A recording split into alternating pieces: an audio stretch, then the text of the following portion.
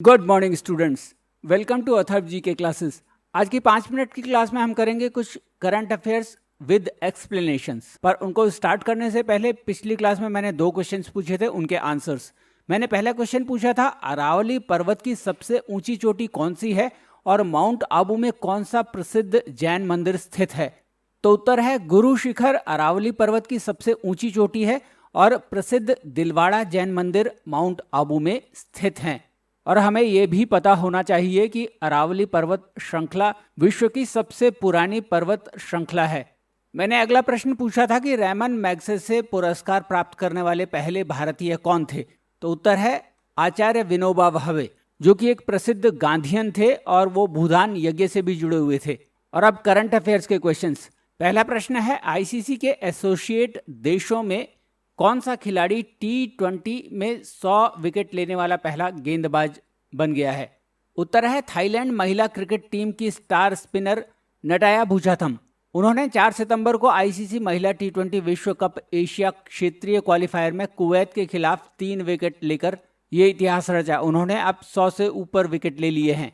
अब प्रश्न उठता है ये एसोसिएट सदस्य क्या होते हैं। आईसीसी के 2 तरह के सदस्य होते हैं, एक फुल मेंबर्स यानी पूर्ण सदस्य और दूसरे एसोसिएट सदस्य। एसोसिएट सदस्य वो देश हैं जहां क्रिकेट खेली जाती है, रिकॉग्नाइज की जाती है, लेकिन उन्हें अभी फुल मेंबर्स का दर्जा आईसीसी ने नहीं दिया है। ऐसे 96 देश हैं जो आईसीसी के एसोसिएट सदस्य हैं। और मैं आपको जानकारी दे दूं कि आईसीसी का गठन 1909 में हुआ था। ऑस्ट्रेलिया, इंग्लैंड और दक्षिण अफ्रीका इसके फाउंडिंग मेंबर्स थे। और आज की डेट में आईसीसी के 12 पूर्ण मेंबर्स यानी फुल मेंबर्स हैं, जो इस प्रकार से हैं: Afghanistan, Australia, Bangladesh, England, Bharat, Ireland, New Zealand, Pakistan, दक्षिण अफ्रीका, श्रीलंका, वेस्ट इंडीज और जिम्बाब्वे। अगले प्रश्न पर चलते हैं। अंतर्राष्ट्रीय क्रिकेट खेलने वाली पहली ट्रांसजेंडर कौन बनने जा रही है। उत्तर है डैनियल मैकगेई। वो 29 साल की हैं और कनाडा से खेलने वाली पहली ट्रांसजेंडर बनने जा रही हैं। अगला प्रश्न है देश भर में लोकसभा, राज्य विधानसभाओं, नगर पालिकाओं और पंचायतों के लिए एक साथ चुनाव कराए जाने की फीजिबिलिटी की जांच करने के लिए किसकी अध्यक्षता में एक समिति का गठन किया गया है। हमें पता है कि अभी 1 नेशन 1 इलेक्शन की बात हो रही है, तो इसके लिए एक समिति का गठन किया गया है।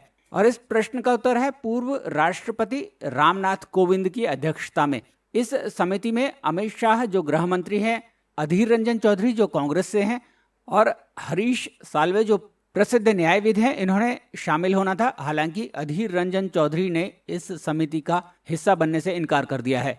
अगला प्रश्न है 4 से 14 सितंबर 2023 तक भारतीय वायुसेना की पश्चिमी वायु कमान द्वारा आयोजित अभ्यास का नाम बताएं। उत्तर है इस अभ्यास का नाम है त्रिशूल।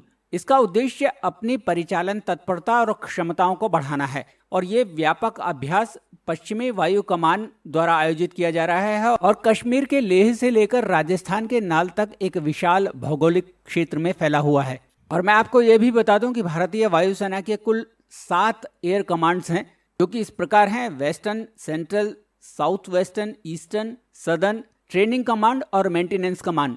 अगला प्रश्न है मिस वर्ल्ड 2023 का आयोजन भारत के किस राज्य में होने जा रहा है। उत्तर है कश्मीर में। मिस वर्ल्ड की सीईओ जूलिया एरिक ने हाल ही में एक प्रेस कॉन्फ्रेंस में बताया था कि यह प्रतियोगिता का 71वां संस्करण दिसंबर 2023 में कश्मीर में आयोजित किया जाएगा। अगला प्रश्न है संयुक्त राष्ट्र महासभा द्वारा किस दिन को अंतर्राष्ट्रीय पुलिस सहयोग दिवस के रूप में नामित किया गया है। उत्तर है 7 अगस्त को और ये दिवस इसी वर्ष से मनाया जाना शुरू हुआ है।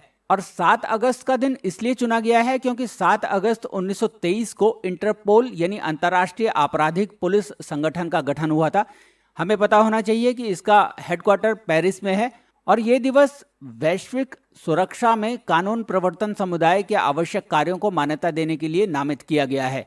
अगला प्रश्न है ह्वांगझो एशियाई खेलों में भारतीय दल की आधिकारिक प्रायोजक कंपनी कौन सी है। उत्तर है अमूल।